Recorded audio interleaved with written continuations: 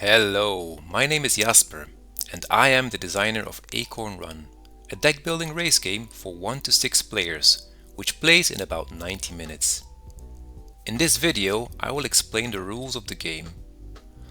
I won't be going over the setup, as I already covered that in a separate video, which I'll link to in the description. Welcome to the Acorn Run, a yearly race amongst the fittest and most daring squirrels. In this game, each player controls a squirrel competing in the race. As you can expect, the goal is to finish the race as fast as possible, running through the tree line and jumping from tree to tree to eventually jump over the finish line. You will score race victory points for your place on the race results board, but the winner of Acorn Run is not declared just yet. During the race, you can make spectacular combos while jumping to the next tree. This will reward you with combo victory points, represented by these tokens. Keep your combo VP tokens face down and reveal them only when all players have completed their race. The winner is the player with the total most victory points. Each player has a personal deck of cards, and each turn you'll have a hand of 6 cards with which you'll resolve most of your actions. When you play cards, resolve their effect and place them in a personal discard pile. At the end of a turn, any remaining cards may be kept in hand for next turn or discarded, your choice. Then draw back up to 6 cards. If you cannot draw enough cards because your deck is empty, simply shuffle your discard pile into a new deck and then continue drawing. During your turn, you can do one main move, either sprint, climb or descend, and as many free actions as you want. All of these actions can be done in any order. Let's have a look at each action in more detail. Sprinting means moving forward in your current lane. Play cards of your lane color to move forward that many spaces. Sprinting in the red zone seems more powerful than elsewhere, but there's a catch. You may choose to play cards of any of the colors of the lanes above as an alternative. This means that on green lanes, you can play yellow cards or even red cards to sprint as well. And on yellow lanes, red cards are also allowed. On red lanes, however, only red cards can be used to sprint. Important, remember that you can only play cards of a single color within each sprint. Mixing card colors is not allowed. To climb, play cards of the exact colors you're moving through while climbing upwards in a tree. For example, I could play green, yellow, yellow, red to move upwards to this red space. Only exactly matching cards are allowed to climb, so in contrast to sprinting, it is not allowed to play red cards to move through green or yellow spaces. To descend, simply play cards of any color to move down that many spaces. You can freely mix colors for this action.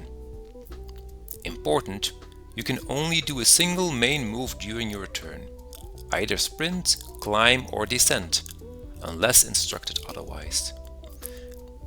There are many free actions you can do.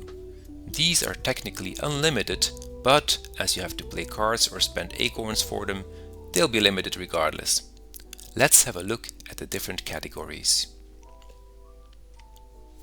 When you reach the edge of a tree, you will have to jump to the next tree. This is your opportunity to make combos and earn combo victory points. To make a combo, you have to chain cards together by matching the next card in the chain with the combo symbol on the card before. For example, you could play this green card with a yellow combo symbol and chain a yellow card to it, as it matches the combo symbol. This is a 2-card combo, and it will reward you with 1 acorn. If you instead play this yellow with a red combo symbol, you can continue the chain. The bigger the combo, the more acorns and combo victory points you'll receive. All rewards are indicated in the center of the board.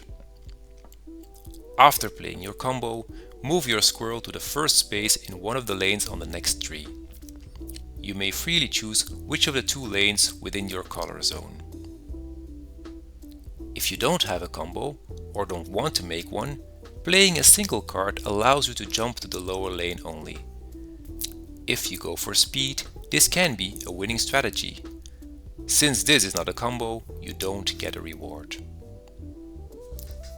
Some cards have special effects, which are always fully explained at the bottom of the card, so I won't go over all of them.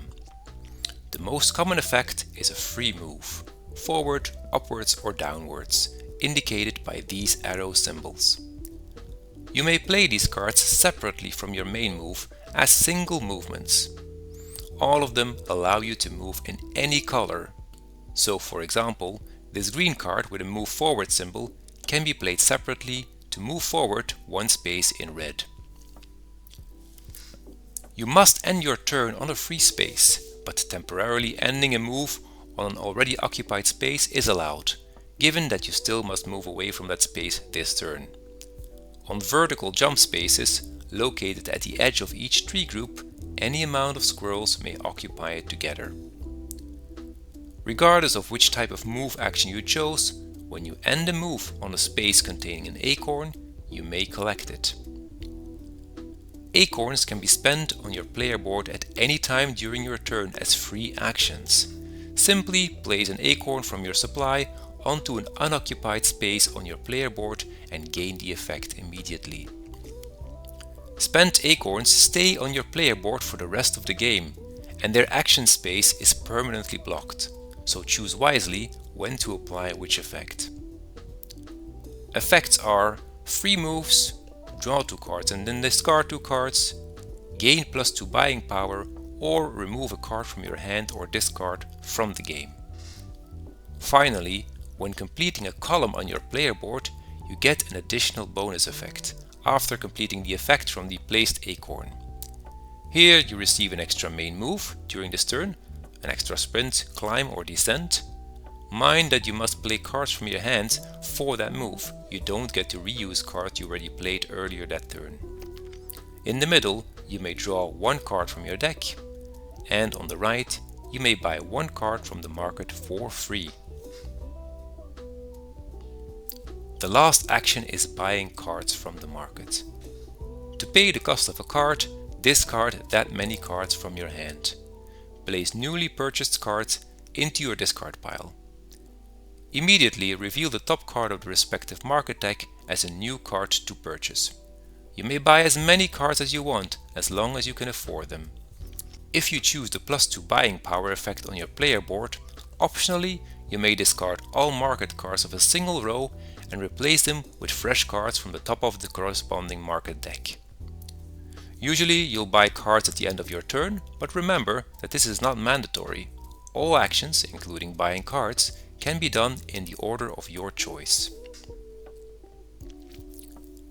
When the first squirrel jumps over the finish line, they place their pawn on the highest space on the race results board, claiming 10 race victory points. The finale has now started. Each time the first finisher would normally get their turn, instead they place a running out of time token on the highest empty space on the race results board, blocking it off for future finishers. When another squirrel finishes its race, place its pawn on the highest available race results space to claim those victory points. They will simply skip their future turns during the finale. Keep on playing until all players have crossed the finish line. Now, all players can reveal their combo victory points and add them up to their race victory points to determine their total victory points. Total highest points is declared the winner of this year's Acorn Run. In case of a tie, the player that ranked higher on the race results board is the winner. And this is how you play Acorn Run.